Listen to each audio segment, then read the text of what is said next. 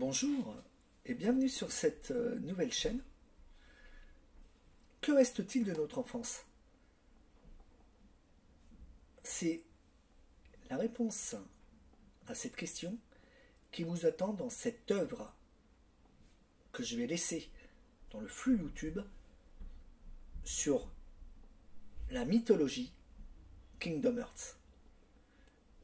Comme vous le savez, au départ, il y avait la synthèse, ce monde virtuel dans lequel tout était possible par l'imagination, divisé en deux branches.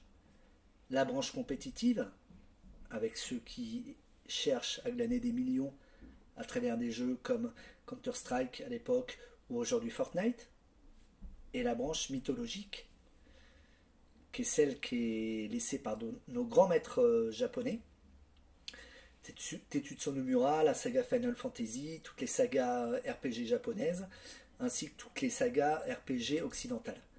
Sur cette chaîne, je vais me spécialiser sur la mythologie Kingdom Hearts. J'ai choisi cette mythologie parce qu'elle m'apparaissait comme la plus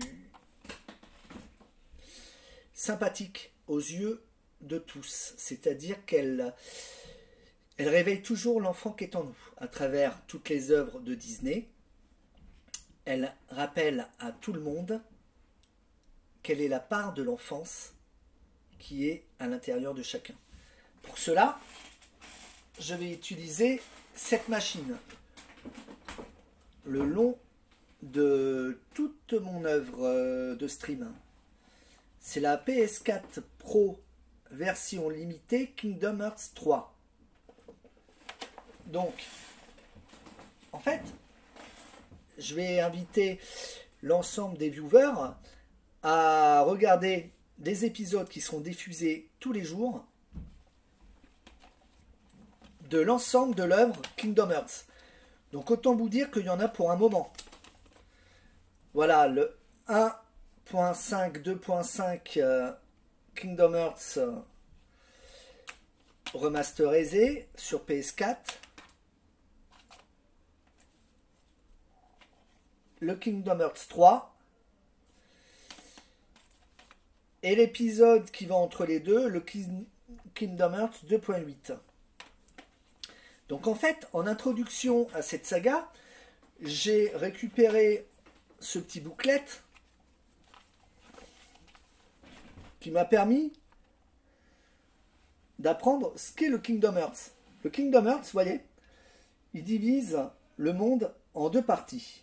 Un monde de lumière et un monde d'ombre, de darkness, c'est-à-dire d'obscurantisme et d'obscurité, de ténèbres. Et à l'intérieur de ces deux mondes se cache une pointe un peu comme le yin et le yang, de darkness pour la lumière, donc de ténèbres, et de lumière pour les ténèbres. En fait, ce sont des anciennes mythologies qui traversent le monde et qui sont en fait aussi valables dans l'univers de Star Wars ou dans d'autres univers que sont l'ombre et la lumière, le côté obscur ou le côté lumineux. Et cette mythologie, en fait, Kingdom Hearts, nous fait voyager à travers son personnage principal, Sora, à travers le monde de Kingdom Hearts. Donc nous avons deux studios, le studio Walt Disney qui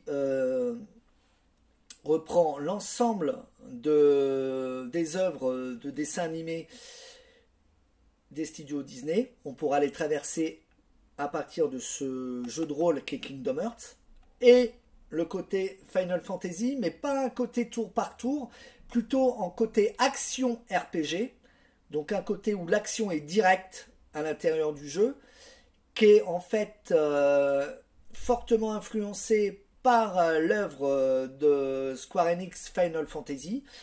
Donc c'est bien les studios Square qui sont à la base du développement de l'ensemble. Ils ont dû travailler main dans la main avec les studios Disney, et nous avons donc cette œuvre mythologique Kingdom Hearts que je vais vous présenter.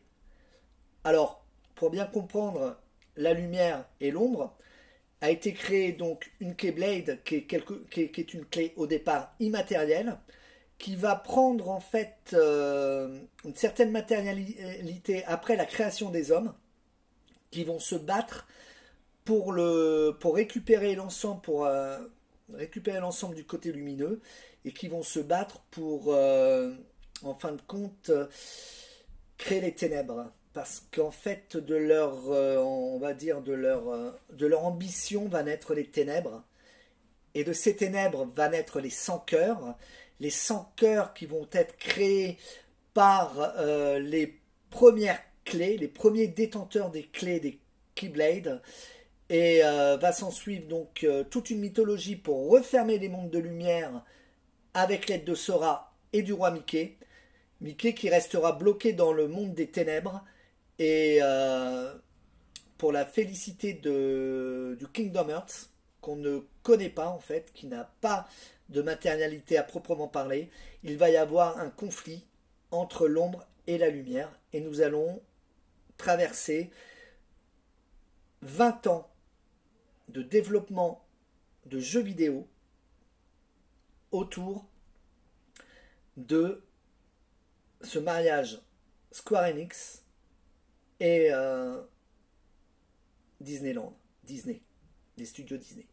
Merci d'avoir écouté cette vidéo, j'espère vous voir nombreux. Alors c'est un canal exclusif à Kingdom Hearts, donc n'hésitez pas à vous abonner à cette chaîne si vous aimez Kingdom Hearts, à poser des questions, à m'enrichir parce que je ne connais pas tout, et à essayer de créer comme ça une communauté autour de cette magnifique licence qui est une véritable licence de jeux vidéo. En vous remerciant.